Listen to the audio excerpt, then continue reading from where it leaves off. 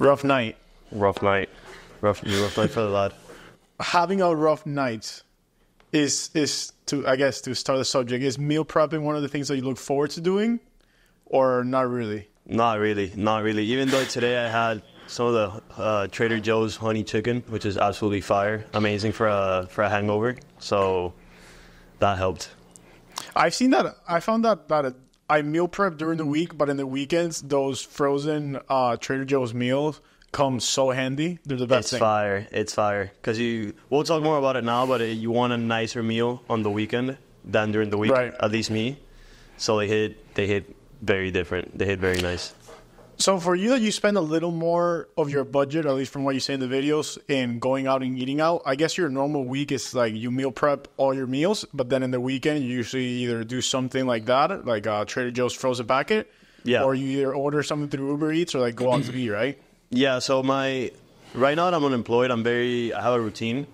So either Sunday, so today or tomorrow, I would go to Trader Joe's, and I buy everything that I buy for the week. I actually have a show and tell. I buy these chickens that they come in packages of like 1.5 pounds. It's $3.49. I just want to disclaimer: this is the cheapest chicken in New York. Same. Definitely not organic. If there's plutonium, exactly. And I also get the 96 lean, 4% fat ground beef. This comes in packages of a pound of $1. This one is, it doesn't have the price, but it's only like $7. I also get this pasta sauce. This is gonna all connect in a little. The tomato basil pasta sauce. I get eggs. I'm not gonna show you eggs because we all know what eggs look like. And I get this bread from Trader Joe's, also pretty fire. The brioche bread. Yeah. So the point I wanted to make is I get all this. It's always $70 for some reason. Like every time I go on Mondays to Trader Joe's, it's $70. And like you mentioned, Monday to Friday, I never order anything. I always cook at home. And so if you do the math, pretty much I eat 3 meals a day. For 5 days, that's 15 meals in a week. For $70, if you do the math, that ends up being like $5 a meal, which is pretty good. So your breakfast is eggs and brioche. With ham. Then your lunch is chicken and rice. And 3 days. I have a rice cooker also. It saves a lot of time. It normally takes me like 30-40 minutes to cook. I just season it, 6 to 8 minutes each side for the chicken. And I cooked up 1.5 pounds, and it's my lunch and dinner for that day.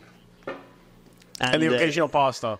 And the occasional pasta, which is this, the tomato sauce, and a buttload of pasta. And that's also 2 meals for me. I'm also a big guy, so if you don't eat as much as me, you could even break it out into 3 or 4 meals, and it's even cheaper. Perfect. Okay. Interesting. So you say that per month you spend on groceries and meal prepping $280 because it's like 70 times 4? Yeah. Obviously, it's a give or take, but my budget, like on my Excel budget, it's budgeted at $300 a month. 300. Yeah. Interesting. Okay. And then on the weekends, I do treat myself, like you mentioned. I normally like order out, get Shake Shack, go out to eat with my friends. But during the weeks, I'm very strict. If it's 300, then you say between all the food and groceries that you eat in a month is probably around $500, right? Including what I delivery? Yeah. Yeah, $500, correct. Because I have $200 budgeted for delivery. Very nice. Okay, yeah. Cool. Before I say mine, I did some research because one of the questions people get is it actually cheaper or not? So if you do ordering in Uber Eats, you can say that the average meal in Uber Eats, to be conservative, is $18. Correct. Perfect estimate. 18-20. I've ordered Uber Eats for the first time like 2 weeks ago, and it was like $24 for a just salad. So it was. But you don't have Uber One, right? Uber One is. I do have Uber One. Okay. Charging my car without That's crazy. knowing. That's crazy. $24 is crazy. Okay. Yeah. So I don't know. It was so to be conservative, it's like $18 per meal. I mean, I think your average came to probably like $6 per meal. So there's that. But then a very nice medium is factor meals, which recently have become pretty famous. I have a colleague that eats it at the office, and they're not bad. They look pretty decent. I've never had them. they actually come down, depending on the discount you get, at around $10 per meal. Pretty nice. Which is pretty nice. You can do subscriptions, which are good, and you can actually select what type of meals you want to get. So that's a very nice medium. I think personally for me, the issue with why I don't do factor meals is, one, I don't love reheating food. I kind of reheat my own meal prepping, but that's something that I cooked. And two, and most importantly, I can control 100% of the things that I eat. With factor meal, you have to give that away a little bit. Yeah. Yeah. Have you considered doing those? I haven't, because if we go back to I Will Teach You How to Be Rich, the one thing I got from that book is pick what you want to spend money on, which for me is going out with my friends on the weekends, and save mercilessly on everything else. And for me, I pretty much, when it comes to like eating meals during the week, I try to go as cheap as possible. Like you mentioned, factor meals would be a happy medium. Mm-hmm. But for me, I prefer to not even go medium and go full on like cheap and save money to be able to spend it on the weekends. Right. Now there's Alex Hormozi, who I love his content. He says that if you have a job, and I think even Ramit Sethi says in the book that if you have a job where more time equals more money, that being usually sales, you should not meal prep. Because we only say what the cost is of buying groceries. If you actually factor in the cost of the time that you're spending buying the groceries, meal prepping, and everything, and you factor that with a dollar amount, it's probably much higher. So I think meal prepping makes sense. But if you're someone that like works in sales and more time equals more money, probably meal prepping doesn't. Like I have a friend that actually does have that. Like he still meal preps because, like myself, he likes controlling what are the things that he eats. But meal prepping makes sense, but not exactly for everyone. Yeah, so that's a good thing to point out. Yeah, I think for people that work hourly, like you mentioned, or for business owners that whatever time you put in is what you're gonna get out of the business. So you might, by paying more money for food, you're able to spend more time on your business and make more money in the long term. But if you're a consultant like myself, your hours are not really worth anything, because after 6, I stop working, and after that, my hours are worth $0 because I don't make money, doing anything. So at that point, I think it makes sense to meal prep all the time, like 100% of the times. And for you, you eat pretty healthy, but like you don't mind if you could eat out every day, you probably wouldn't mind. I can't see myself like ordering in every single day, because you just can't control where you're eating. Yeah. And I'm not picky when it comes to eating at all. I just like eating a little healthier. I know that eating out every day, it's a little harder.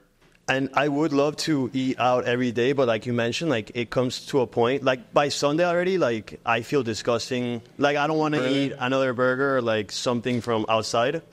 I'd rather cook my own things, and that makes me roommate Jean Paul entering the pod. Guest appearance. Say hi. Tell him to say hi, because you can't. Come say hi, Jean Paul. No, bro. Oh my god, bro. I'm doing a show and tell of my culinary. So give me some feedback. Well, what do you think of my culinary of my cooking? I hope that's not the reason you get a girlfriend, because it's very sad. As you can tell, John Paul is not a big fan of my cooking, unfortunately. It's effective. Yeah. By the way, It's effective. He did say it's effective, so there you go. Yeah. So, by the way, I went to Shake Shack yesterday and reminded me of you, because I'd say probably out of 4 weeks in a month, you probably eat in Shake Shack at least 2 of them. Before I was running, I probably did it every single weekend.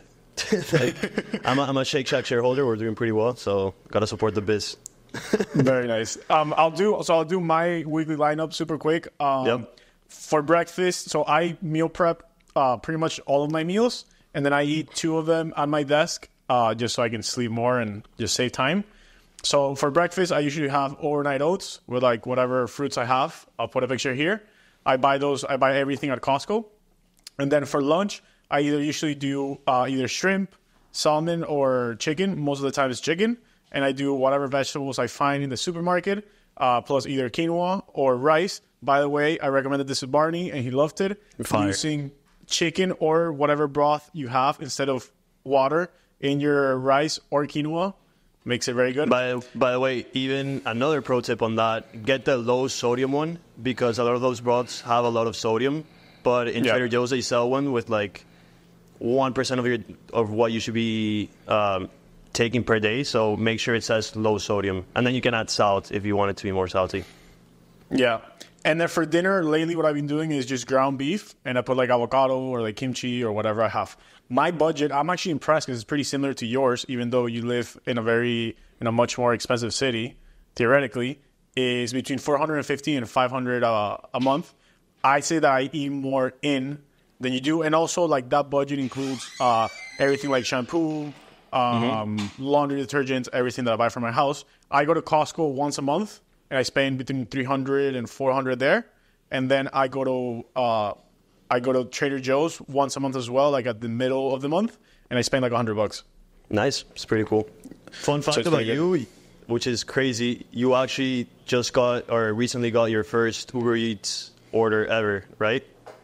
Yeah, and I only did it because I didn't pay for it myself. I paid it because the office had to pay for it because it was like 9 p.m. and I was still at the office. That's impressive. But it goes back to what you said. It's one of the things where I save a lot of money on is meal prepping. And for me, like the category of ordering in is not a line item. You have it. So I guess a good conclusion is you can spend the money whatever you want. You just have to factor it into your usual budget. You have to budget for sure. And one thing, I don't know if you want to mention our containers. What containers? Yes. So I have a quick tip. Go ahead. No, that I recently bought. There's a guy that I really, really like. Is one of the reasons why I got kind of into meal prepping. I'll put his Instagram here because I don't remember him.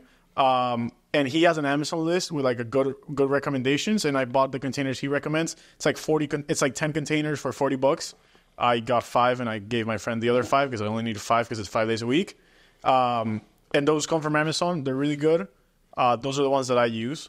Because the really good brands like Pyrex and all these other ones didn't have the ones I were looking for. What do you have?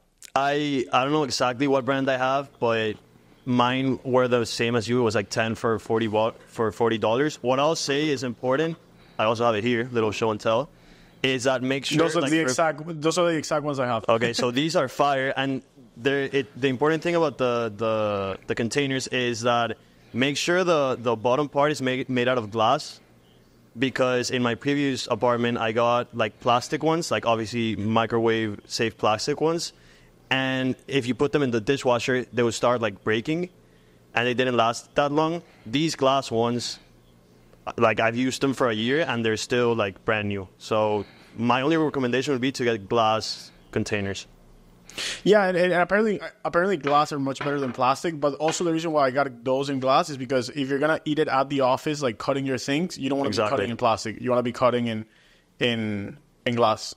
So yeah, those are the ones I have. And then the other thing I was gonna mention is if you do take it to the office.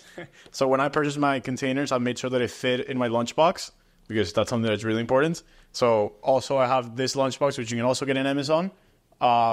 I don't know. It's nice, like, just when I come home, like, late after a work day, it's good just to have my 2 meals for the next day already prepped. I can just put it in my lunchbox and take it the next day. So, yeah, any other general tips that you have as far as meal prepping? No, I think if you like cooking and, like, you don't mind, like, cooking every single time, then go ahead. But for me, I'd rather be efficient, and I don't mind eating the same thing every day. And for me saving money gets me more pleasure than eating something nice every single time. So that's why I meal prep. Yeah, exactly the same. If I can cook less and just eat the same thing every day to make it as efficient as possible, that's what I do. And hopefully, in the future, I'll meet someone that will cook, and I can promise I will clean all the dishes. I agree with that. If you're out there, let me know. Hit the comments. Yeah. All right, this is awesome. See you guys. Peace.